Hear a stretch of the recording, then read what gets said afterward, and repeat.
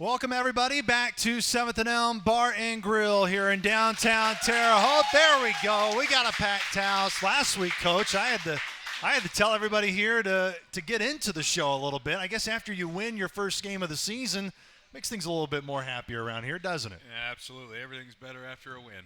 Coach, congratulations on that 26-21 win. And I know we kind of expanded on it in your press conference earlier today. We talked after the game. Now you've just had a little bit more time to kind of go back and kind of rethink about that win on Saturday night. What more just stands out about what your team was able to do, staying together, staying unified? That has been your message for the last 644 days, and it really feels like your team was able to do that in the game on Saturday night. It was, I was awfully proud of these guys and how they stuck together all year and how they stuck together Saturday night. Going into the game, the key was going to be on defense to fly around, and you saw them doing that. A lot of guys played, but they played with a lot of energy, made a lot of plays out there, and then offensively take care of the football. And we were able to do that. And then on special teams to do both, and that's take care of the football and fly around. And we did that on Saturday night and came away with a victory. I know everybody, and I'm sure you guys, and we talked to Dwayne Thompson and Michael Thomas later on here at the show tonight. We're probably tired of a guy like me asking you, how's it going to feel when you finally get back to game day? I'll ask it for you one more time. What was it like for you just getting back into the moment? Was it maybe about as seamless of a transition as you thought it would be, and being able to keep your emotions composed? Well, I talked to the team, about a slow burn all week, and I was probably talking to myself as much as I was talking to them. But I knew how anxious they were to play, and that was going to be a key for the coaches to, kind of keep everybody, relaxed as best we could. But it was hard, It was hard for the coaches. It was hard for the players. It'd been a long time. These guys been preparing to play for a long time. We'd never stopped preparing. We just hadn't played. And when we got out there to finally play, it sure was fun to see them get out there and go. Again, the final score was Indiana State 26, Eastern Illinois 21. It was the third straight win in this series, and we were kind of touching up on as we were heading into this series was before you've been on this streak, Eastern Illinois won 13 of the previous 15. They really kind of had a stranglehold of the rivalry. Yep. I know that respect level that you have for Coach Cushing is extremely high. To be able to win 3 in a row against your rival, as you mentioned to us after the game earlier today, I know again tonight, that's not an easy thing to do. No, it's not. Both teams played awfully hard. It is a big game. We had a great crowd. It was great to look up into Memorial Stadium and see a lot of blue, and a lot of guys, a lot of people cheering for us throughout the game. But it was a great feeling. It was great to celebrate after a win in the locker room with these guys, and no better feeling to see them come away with a win after what they've been through, and I know we're ready to move on to the next opponent. Well, you mentioned the attendance. I mean, what a crowd it was. The actual announced attendance was 5,540. It felt really more than that at Memorial Stadium on Saturday. It was just great on a hot, muggy night that really the weather didn't keep a lot of the fans away. Folks wanted to come out and see you and the team be able to play. Normally when I come out onto the field, I looked up and, I really kind of brought a tear to my eye to see how many people came out, and I was just really thankful to see all the support. And that's how it's been through this past year. We've had great support in the community and the university, and I know these young men really appreciate it. And to come out and support this great football team and this program sure was gratifying. We didn't talk about it on the show last week. We did in our pregame conversation on the pregame show Saturday leading into the game. I asked you, would you have been surprised if I told you back in January that your whole team would have stayed together, that nobody would have left and elected to go elsewhere? You immediately told me, no, I would not have been surprised. Why did you feel that way and so strongly about that way, and why your team has really proven you and your staff right that, yes, times were very difficult.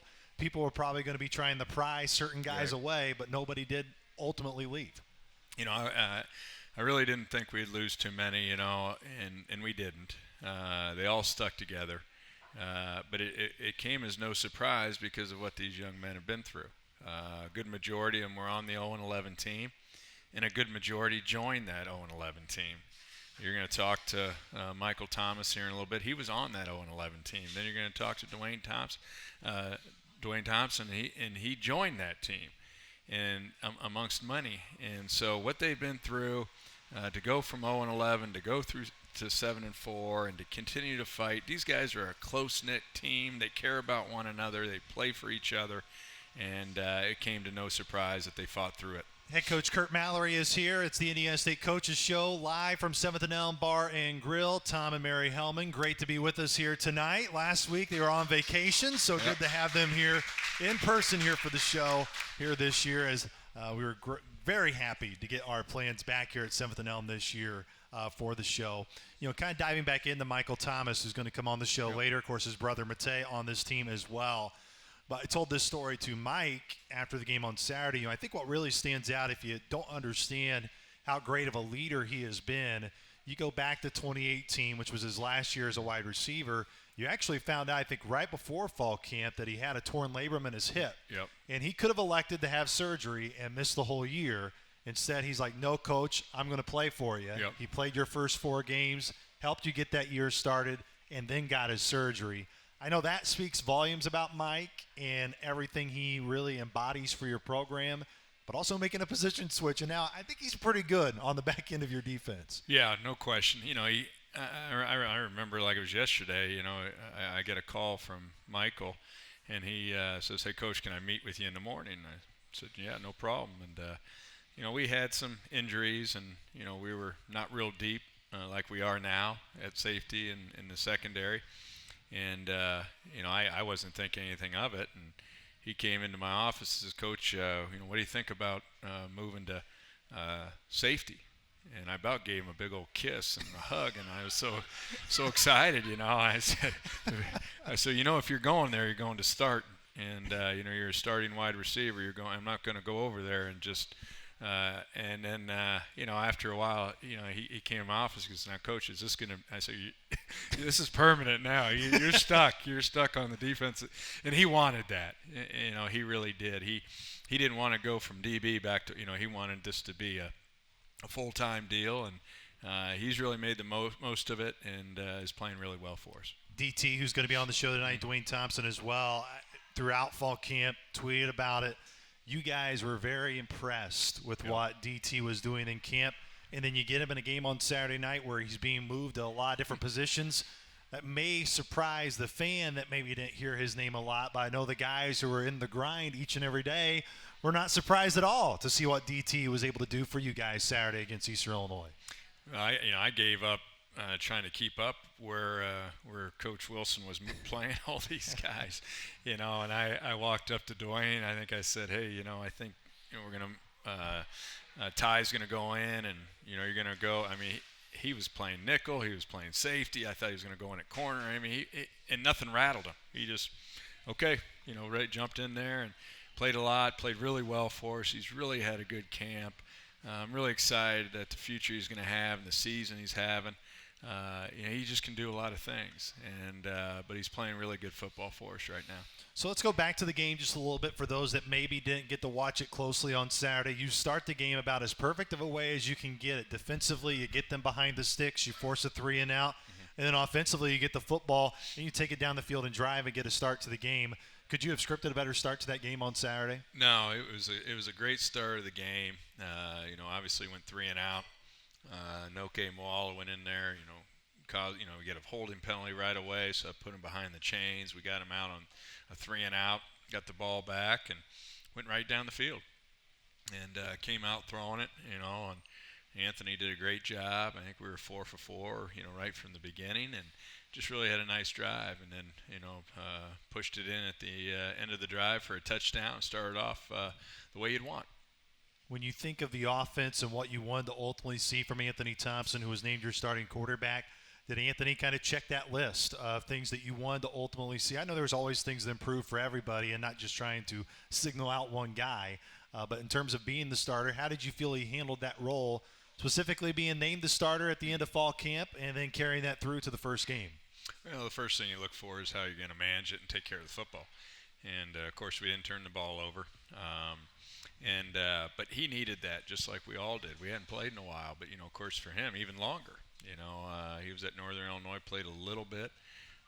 But just getting in there, and that's why I thought it was important to name a starter, whether it was going to be Curtis or whether it was going to be Anthony, that he was going to be around the guys he was going to play with, the wide receivers, the offensive line, and but he's only going to get better, just like everybody, from game 1 to game 2. I know it's one of those things where you're in the heat of the battle and you want to be the number one guy. I mean, that's why all your guys play, right? You don't have anybody on your team that ultimately doesn't want to be the starter. Right. That's what drives you. But for Curtis specifically, I think it's easy in this day and age when maybe you don't necessarily get the job to kind of tuck your tail in between your legs and kind of get stuck in your feelings. Right. That's not what Curtis has done for you over the last couple of weeks, and specifically it's not what he did on Saturday night. Well, he's a perfect example of a lot of these guys in this program, and a lot of these guys have been through some tough times here in this past year or in their career here, and they've kept battling, they've kept fighting, and they're playing for their teammates. They're playing for name on the front of their jersey, and I can't be more proud of how Curtis has handled this. Everyone wants to be a starter, and the different about quarterback is you only play with one, and there's only one starting quarterback, and other positions, there's more than one.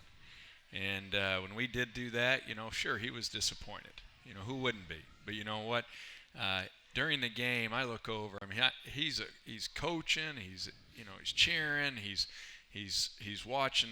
The coverages. He's helping. I mean, he is locked into the game like a lot of guys were. But I mean, I couldn't be more proud of him because we're going to need him. And he's going to play, and he's going to have to go in there at any time. And to see that really makes you proud. As you move forward here this week, we'll talk at the tail end of the show with you about really what's upcoming over the next week. But I know your message to the guys is, yes, this may be a bye week, but the only thing that changes is you're just not playing a game on Saturday. Everything else you guys do in terms of your preparation, that's what's going to come to fruition this week. Yeah, really looked hard, this past year and a half, 2 years of, how to prepare, during a bye week.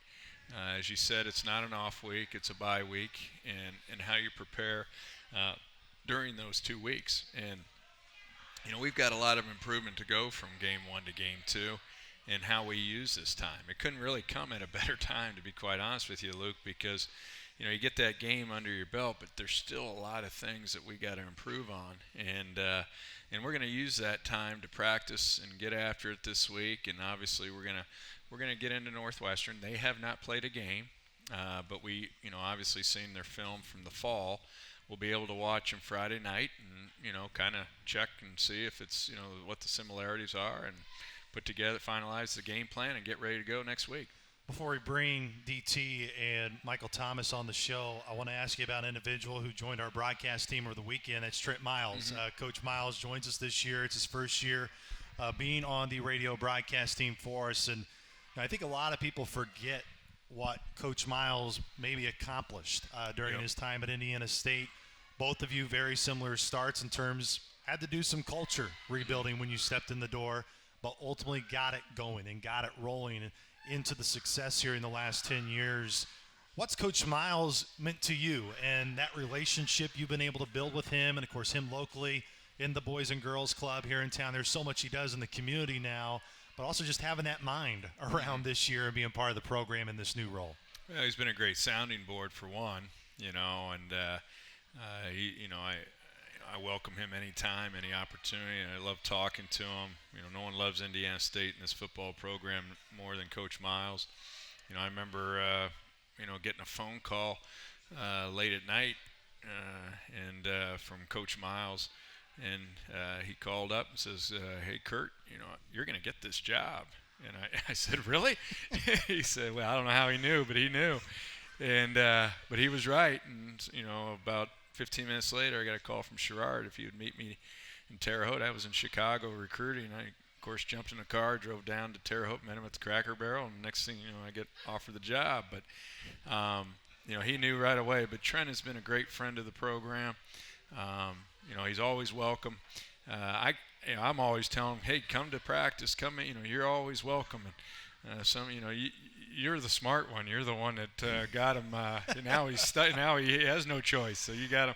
I'm just glad he's around all the time, and I look forward to traveling with him, being at the games, and just using his wisdom. No question. His football mind was definitely on display Saturday night on the radio here on 105.5 The Legend. We're going to take our first break here on the show. When we come back, Dwayne Thompson and Michael Thomas, they will join us from the Indiana State defensive room.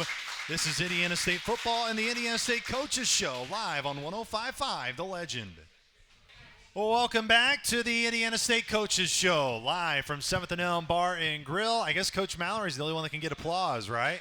There we go. Sam Mallory. There we go. He gets us started here at 7th and Elm as Dwayne Thompson and Michael Thomas join us now from the Indiana State defense, the dark side, as you guys still call yourselves. Guys, That's welcome. Right. Congratulations on Thank you. Great way to start the year, right? On That's Saturday right. night, get back out there, play football, and be able to beat your rival. That's right. That's right.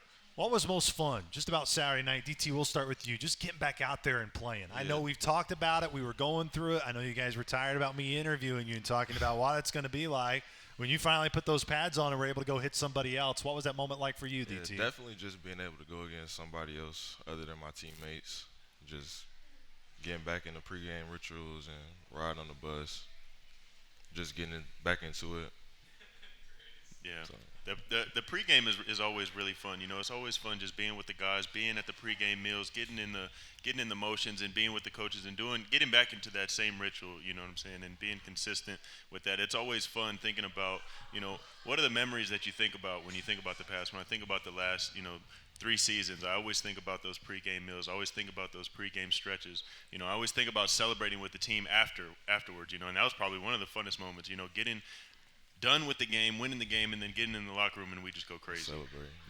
I mean, you kind of answered it, Michael. I feel like, so much of us as fans and broadcasters, it goes about the game. And yes, the game, of course, is what you take with you. But how much is it almost everything outside of necessarily the game? Yeah, I know you remember those in-game moments, but as you mentioned, it's the time on the bus. It's the time in the hotel. It's all those little moments as you go throughout a year that – a lot of folks in this room, I know we got a lot of coaches and staff and support staff here who are on there with you.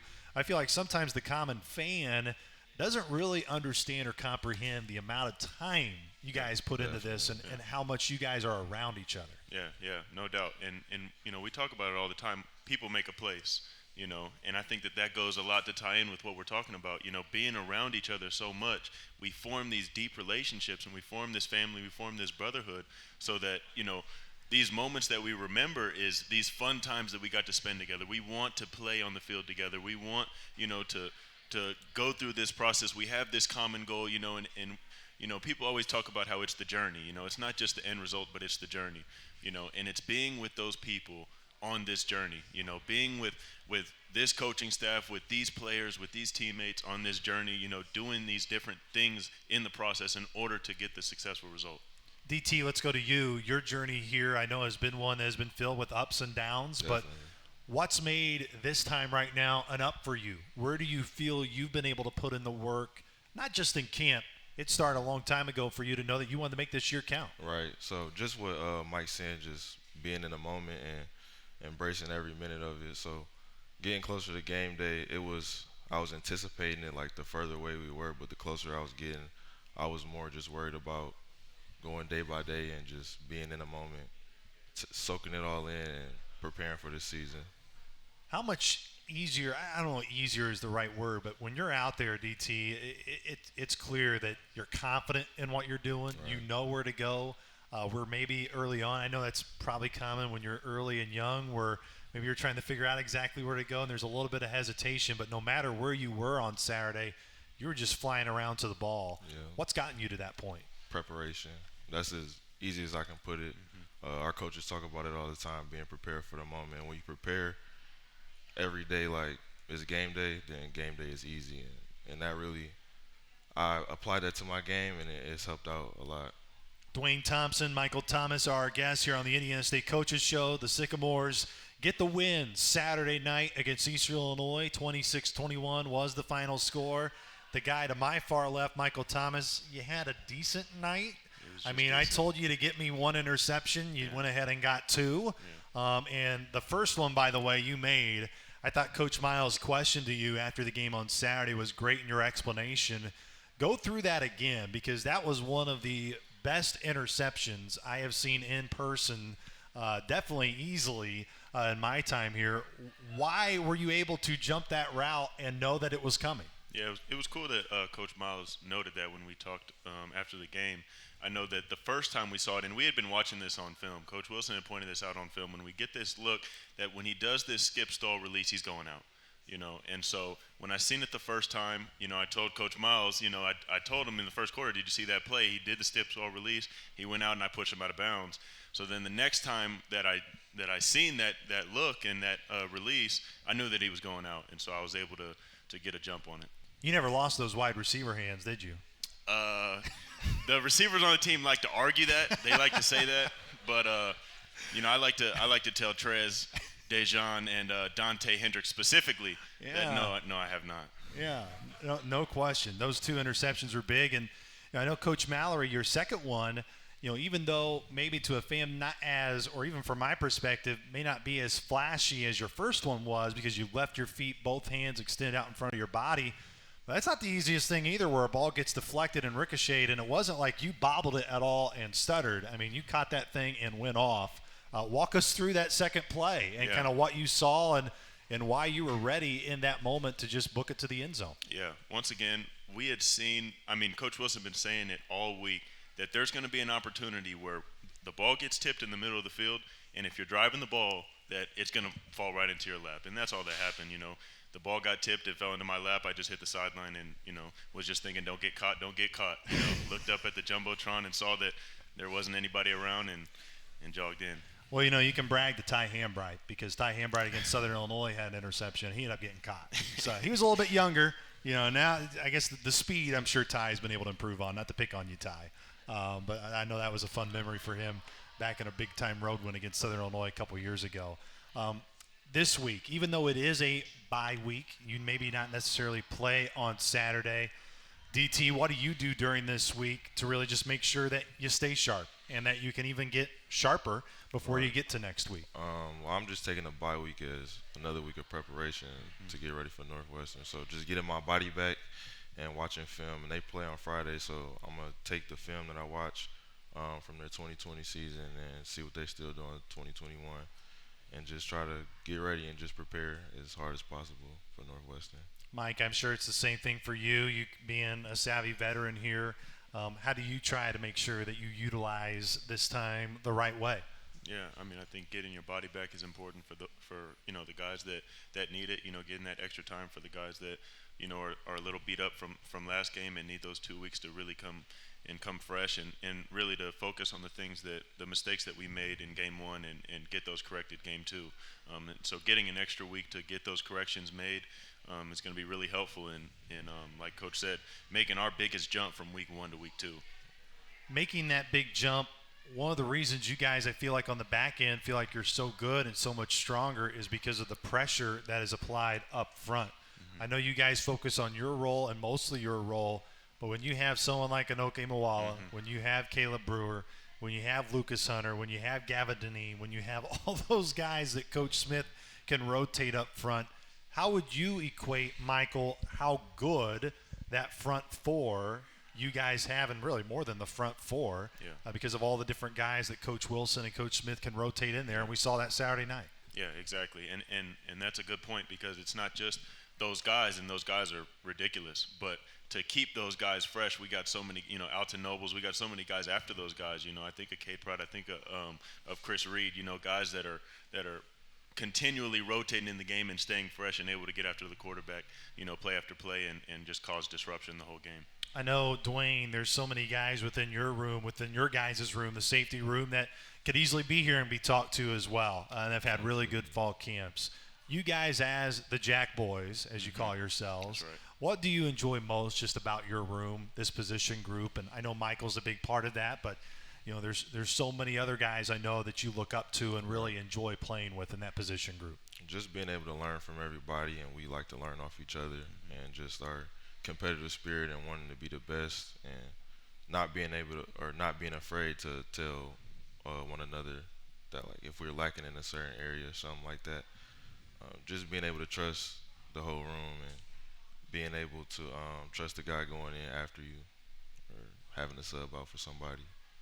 you guys always talk about, Michael, you even brought up in your first initial answer, you want to make the biggest improvement from game 1 to game 2. From a defensive angle, where do you want to see the defense improve from game 1 to game 2? I think that a lot of the times the answer is always the same because we know what the standard is and we know the mistakes that we've made, and it's really just doing the things that we know that we should be doing. You know what I'm saying?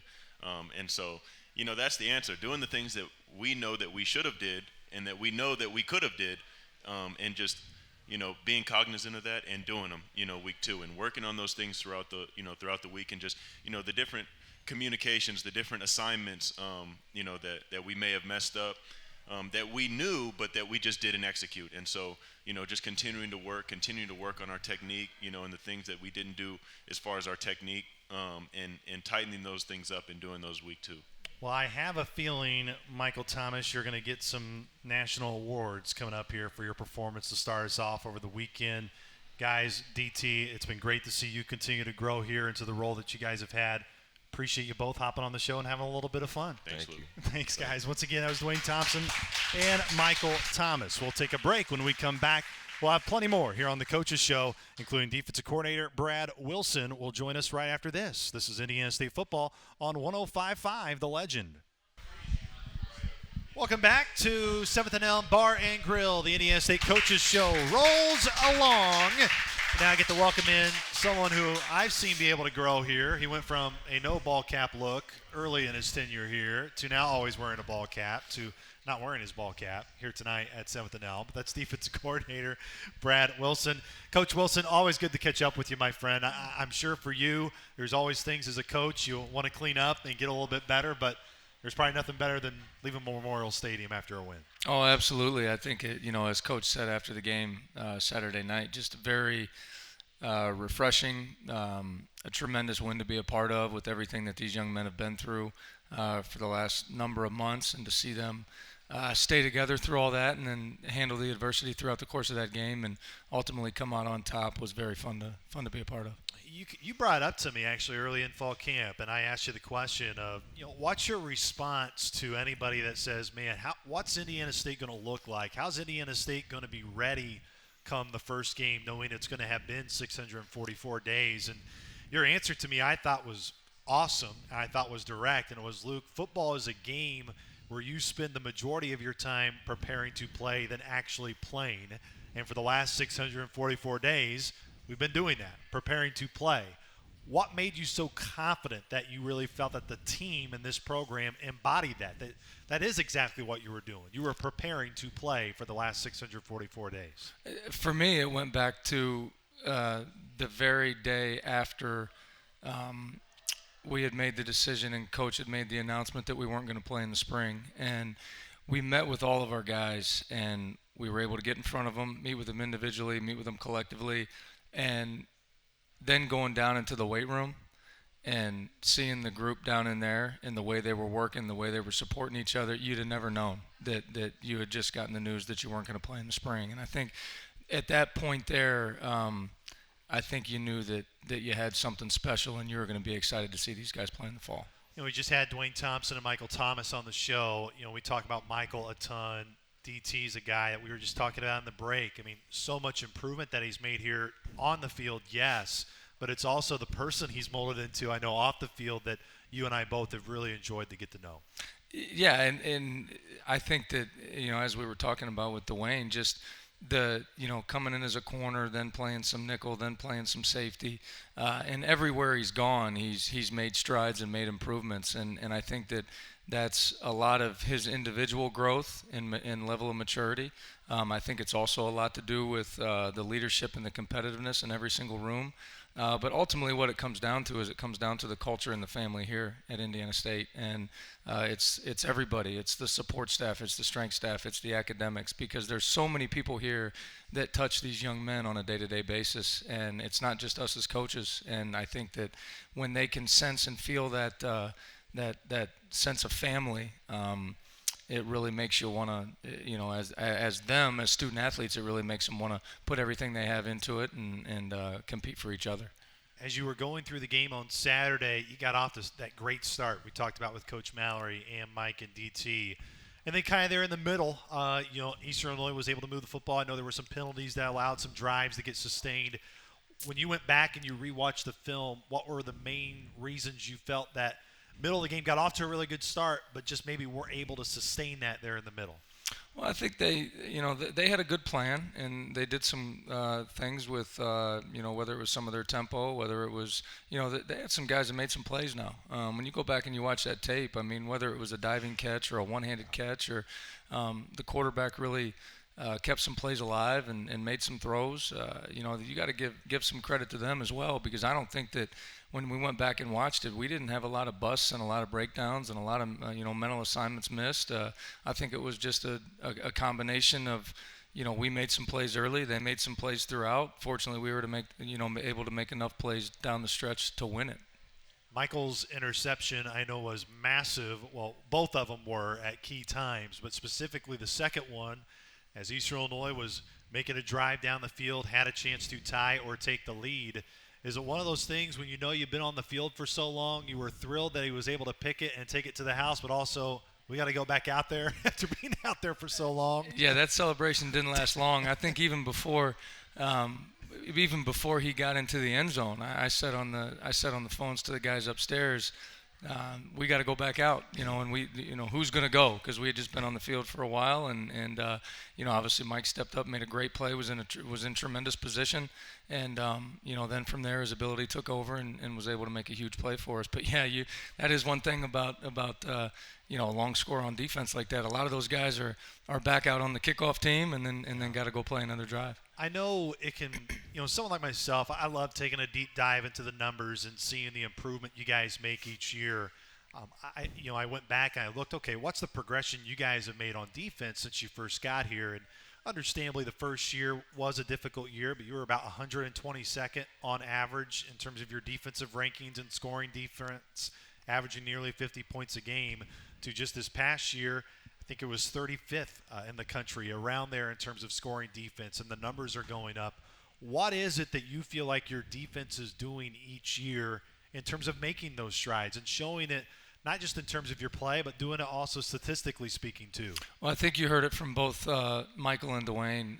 They talked about preparation, and I think that we try to drive home the point all the time to our guys that it's not about what we do, it's about who's doing it and how they do it. And I think that from a personnel standpoint, there's tremendous depth in every single room.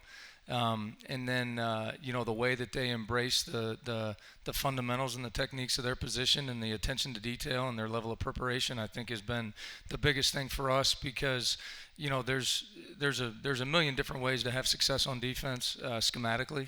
If there's only one way to do it, that's what everybody would do. But when it comes down to it, effort and technique are number one. Effort erases mistakes. Our guys believe in that, and I think that their level of preparation and how hard that they prepare and how hard they play and communicate has ultimately led to that transformation over the last few years. Are you just finally getting your voice back from Saturday? That was a wild one now. I mean, I think so. Yeah. For sure. Brad Wilson, defensive coordinator for Indiana State. Join us here on the Indiana State Coaches Show, celebrating an Indiana State win, 26-21 against the Eastern Illinois Panthers over the weekend. We can elaborate and continue to talk about so many guys that we talk about all the time, whether that's Anoke Mawala, Caleb Brewer, guys who have been there. But what's been the impact defensively, Coach Wilson, of someone like a Gavin Dineen, who was an all-conference guy at Drake in the Pioneer Football League? J.J. Henderson as well was an all-conference guy in the PFL, now being on the part of your back end of your defense. Those two guys bringing the experience, even though it may not be Indiana State, Missouri Valley Football Conference experience, how have they boosted just your defense in general since coming in and joining the program? Aside of the talent that they bring and the level of play that they play at, these are two young men that were captains on their former teams, and they came in and instantly brought leadership into each of those rooms. The way that they play is extremely infectious, and I think that when you see JJ go out, whether it was last spring, this fall, whatever it may be, and you see the way that he competes and how hard he plays, and then you see the way that Gavin plays up front, that just filters on down throughout the room, and I think that it raises everybody. Gavin Dineen has made Anoke Mawala a better player. And J.J. Henderson has made Mekhi Ware a better player, and everybody in that secondary. And I think that's what those guys have brought. They brought tremendous leadership. I was telling you at the break, we've got great captains on this team, but we have tremendous leadership throughout every single room. And I think that those guys have added to that, both in the D-line room and the corner room. You knew there were going to be opportunities on Saturday to potentially get some turnovers, create turnovers. Michael mentioned earlier you were preaching to them saying, hey, don't be surprised if the ball gets tipped in the middle and you'll have the opportunity to make the play. In terms of producing the turnovers, you can't forget Hunter Lunsford, too. He had a really key strip there late when Eastern Illinois was getting deep inside the 10-yard line. Strips it, get the football right back.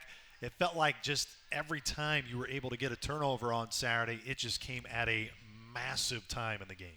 Absolutely, and when you look at that game, we always talk about 4 categories. You hear Coach talk about it all the time, the big 4, and blitz attitude number 1, third down, red zone, and 2-minute, and we were successful. We were able to affect the quarterback and create some negative plays and generate some turnovers with some of the pressure we were able to get.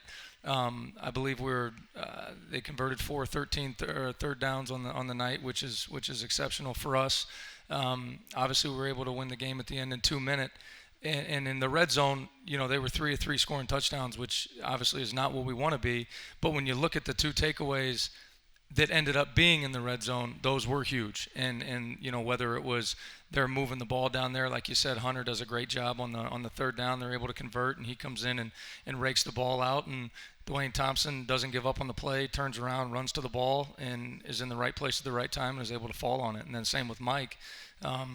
Goes through his progression, puts himself in position, and then from there is able to generate a takeaway too, which obviously ended up being a huge part. I joked about Ty Hambright getting caught, at Southern Illinois a couple of years ago. Michael didn't get caught. Well, Dwayne Thompson had an opportunity at a pick 6, I think, too, on Saturday night, and it fell right through his hands too. Yeah, I didn't bring that up to DT during his interview, but I could have brought that up too. I think those guys are going to tell you that. See, the problem is when I throw them balls in practice, I'm a lefty and my ball spins the wrong way. So it's harder for him to to adjust. I don't know. Yeah, I agree. Yeah, he's not going to live that one down in that room for sure. Yeah, don't set excuses for him, Coach. Let's dive more. Let's end on the safeties room, because that is where you spend the majority of your time during the week with that position group. There are so many more guys I feel like we could talk to tonight that are huge parts of that room. I always forgot, Ty Hambright gets concussed against Eastern Kentucky a year ago, and it was just hard for him to get back and was ultimately never able to come back a year ago. C.J. Rutherford has always had, it seems like, some sort of injury bug or some injury cloud that follows over him, and it seems like now it's finally parting away and allowing him to play. You got young guys like Khalil Davis, who I know has been a huge impact to your room.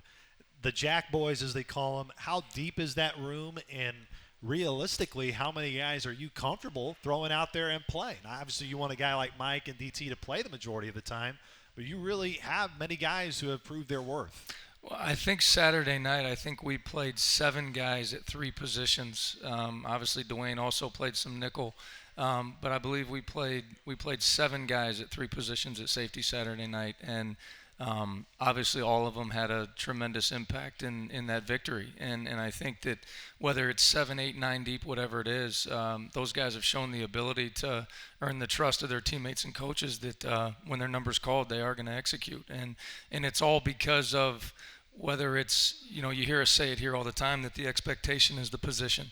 And when you're on the field, you're the most important player in the country at that position because it's you on the field. And they really embody that. They really trust that. They really believe that. And as I was telling you at the break, they support each other. There's nobody that's any more happy about Mike Thomas's interception than the rest of the guys in that room. And I think that's just the culture and the chemistry in there. And you're right, it's a very deep room. And we'll see those guys throughout the course of the year. Is your daughter Riley running around somewhere, just not here? Yeah, she could be here. I don't know. She was up late Saturday night. She was excited about the win. I'm not sure she knew exactly what was going on, but I think she knew she was at a football game. What's on the docket for the Wilson family this week in terms of sports? I know there's always something going on. Yeah, well, both of the boys will obviously have football. I think they've probably got some baseball coming up at some point too. I don't know. I'll have to check with Amber. She's kind of the She organizes your she's schedule. the organizer there. Yeah. You got a little bit other stuff on your plate. That's right. That's for sure. I'm sure Logan's disappointed he couldn't come here tonight and interview you, right? I'm sure he's probably still wishing that he could do a one-on-one with Dad. I'm glad that that's not the case. Not that you take it easy on me all the time, but Logan is talk about spur of the moment. He keeps you on your heels. No question he does. Coach, it's been so much fun to be back with you guys, and to see you at practice over the last year has been great, but it's just nice to know that game days are back and being able to play in these games. Enjoy this bye week and look forward to getting right back after Northwestern next week. Absolutely excited for it. Thanks. Once again, that was defensive coordinator Brad Wilson. We'll take a break. We'll have a look at our Olympic sports right now in Sycamore Athletics, and then close out the show with head coach Kurt Mallory. This is the NES State Coaches Show on 105.5 The Legend. With Jim Osborne back in our studios in Brazil, Indiana. I am Luke Martin here downtown in Terre Haute here at the 7th and Elm Indiana State Coaches Show. There you go, Adam Dennison. Yeah, there you go. Lead the charge here coming back. We'll have Coach Mallory here in just a moment to wrap up the show. But first, let's give you a little bit of an update on what's going on in Sycamore Athletics and the Olympic sports. How about Noah Malone, a Sycamore track and field star, taking home the silver medal in the Paralympic Games. He was in the 100-meter dash over the weekend on Sunday. Malone qualified for the finals. He had a winning heat time and a new American record of 10.55 seconds in the T12 division. Malone will be back on the track this week. He's going to compete in the 400-meter dash preliminary tomorrow, 8:17 in the morning. We want to wish Noah good luck. Congratulations on that silver medal. Let's get one more medal to bring home, Noah, before you come back here to Terre Haute. Indiana State Volleyball finally got action this past weekend. Head coach Lindsay Allman and her Sycamore is able to take one of their three matches to start off the year 1 and 2. They will be back on the road this weekend against Alcorn State and Belmont. Indiana State Soccer, they're going to hit the road yet again. They've been on the road a lot so far. Head coach Julie Hanley and her squad fell to a really good UT Martin team yesterday, 2-1. They'll go to the Carolinas this weekend, starting with Furman on Thursday. And we want to give a really special good luck to Indiana State coach Greg Town. His women's golf team, they will start their fall 2021 season this weekend. They'll be in Normal, Illinois at the Redbird Invite.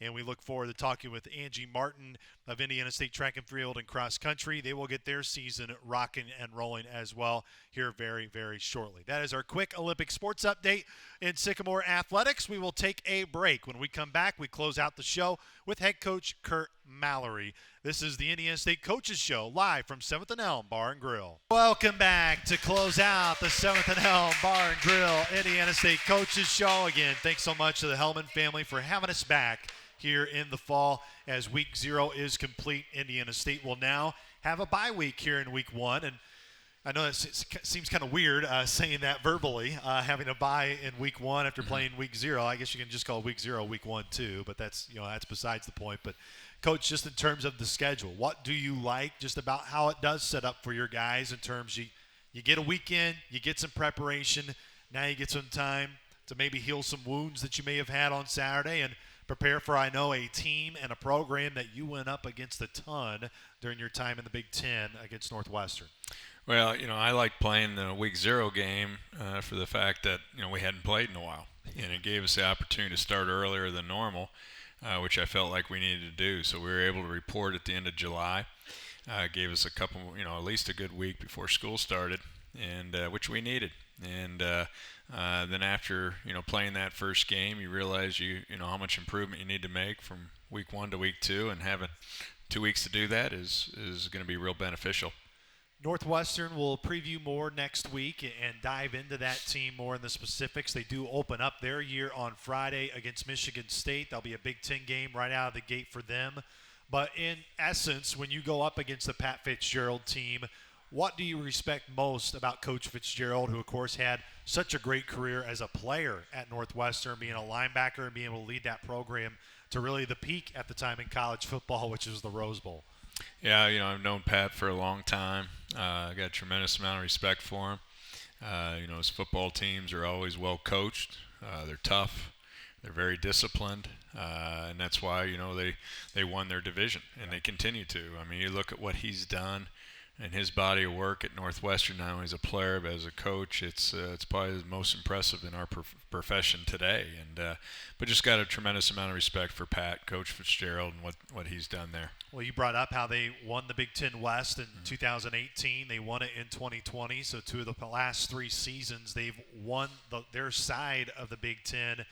When you watch them on film and old games that you may have seen, can you tell that, yeah, that's a Coach Fitzgerald team?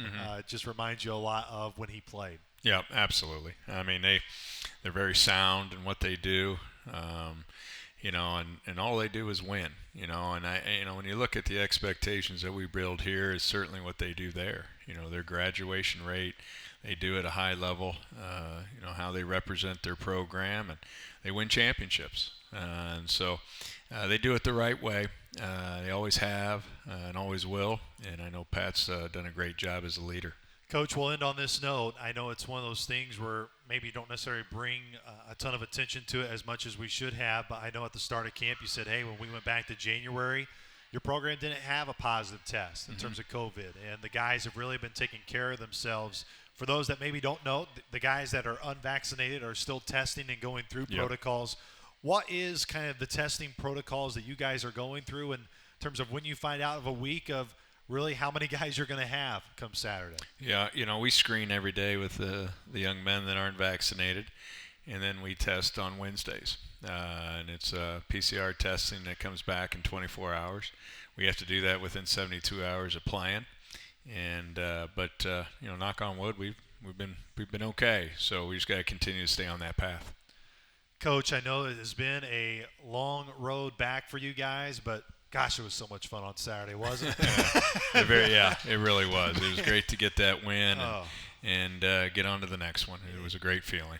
You know, you can say on to the next one. It was just great to win it, right? Yep. I know that's Coach. I know you got to move on and get your team ready to go. But I'm sure for you, as you were staying in that tunnel, right, it probably had to be a little bit hard to hold those emotions in for you. Yeah, you know, I told the team afterwards, you know, I've been fortunate to be part of, you know, a lot of great wins, and, you know, that ranks up there, if not the top, you know, just because of what they've been through, what the coaches have done, and how they've stuck together, and to finally get back to playing and get that win the way we did by sticking together, which was kind of the theme all along.